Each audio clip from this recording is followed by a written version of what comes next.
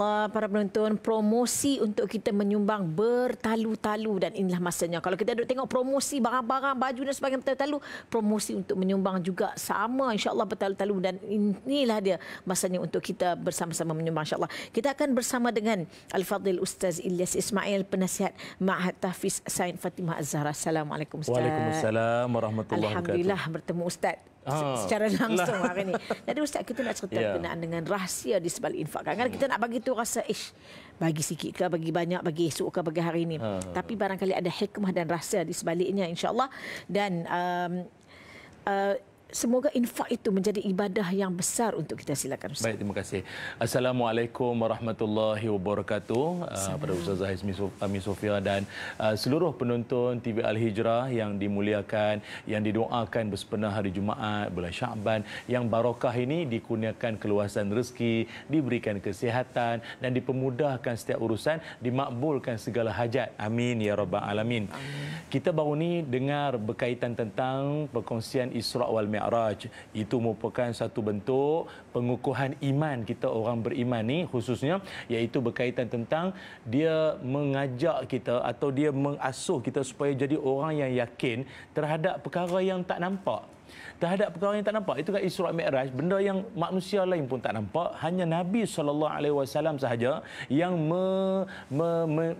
menelusuri perjalanan tersebut.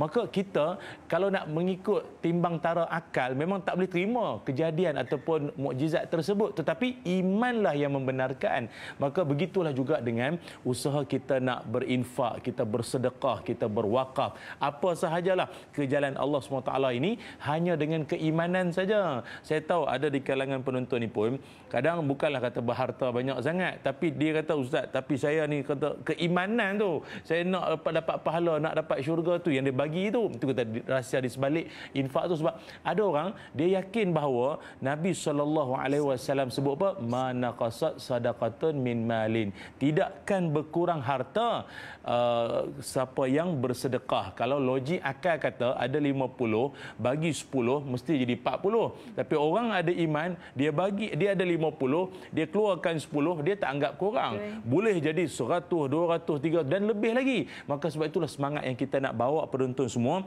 untuk kita nak semarakkan usaha yang dijalankan oleh pihak Ma'had Tahfiz Saint Fatimah Az-Zahra. Sebuah institusi pendidikan tahfiz yang bersifat holistik, yang sempurna dari segi pembelajaran, silibus dan juga guru-gurunya yang berkualiti. Sebuah pusat pendidikan yang didaftarkan dengan Kementerian Pendidikan Malaysia dan juga Jabatan Agama Islam Selangor, yang mana sekarang ini mereka begitu rancak sekali dalam usaha nak membangunkan sebuah bangunan yang mana bangunan tersebut kelak akan menempatkan pelajar-pelajar, guru dan pelbagai kemudahan yang akan dimanfaatkan kelak. Kalau dapat anda lihat, ibu ayah, penonton sekalian, inilah dia bangunan yang bakal melahirkan generasi khalifah, para hufaz di masa hadapan yang bersifat dipanggil global player ni, ataupun world player, maknanya bertaraf dunia.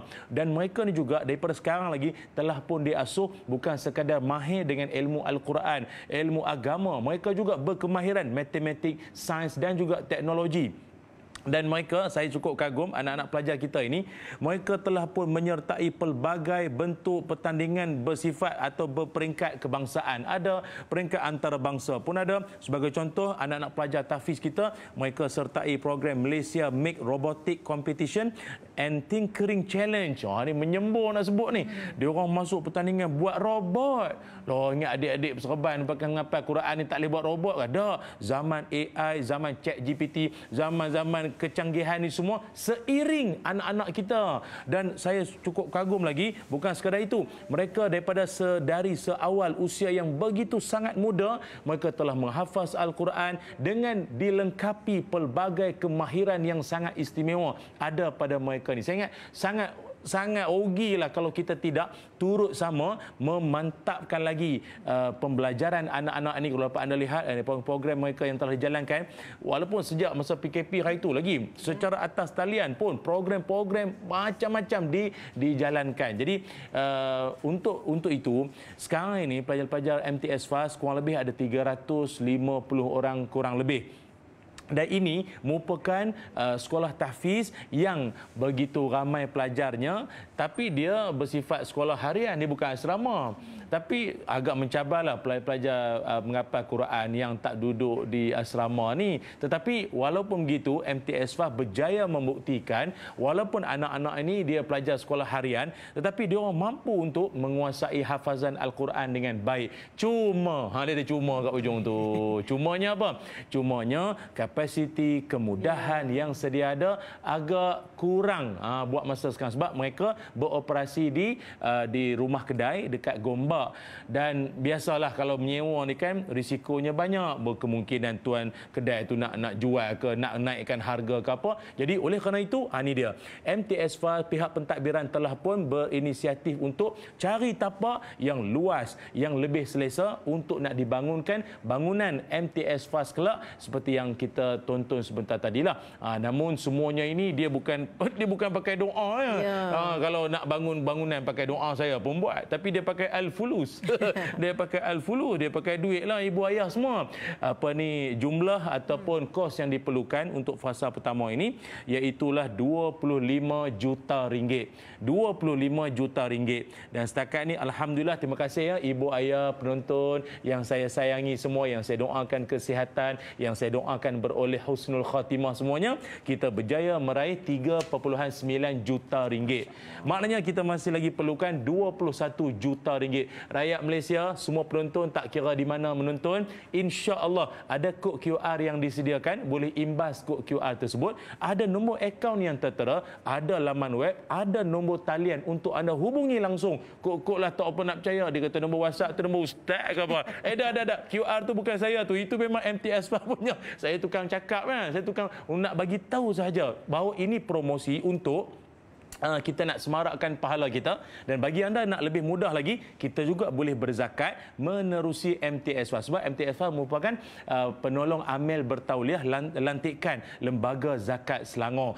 Yang penonton-penonton ni di kalangan usahawan, zakat perniagaan, zakat apa-apa, boleh menerusi MTS FAS. Juga kita ada e-legacy untuk nak menyumbang secara konsisten, dan kita juga ada My Jariah, nak minimum RM100, RM200 hari Jumaat, waktu duha pula tu. InsyaAllah jangan terkejutlah kalau setiap doa-doa kita dimakbulkan dengan segera. Kalau segala musibah yang datang tu Allah Ta'ala elakkan berkat dari infak sumbangan tuan-puan semua, insyaAllah. Itu dia, insyaAllah. Masya Allah.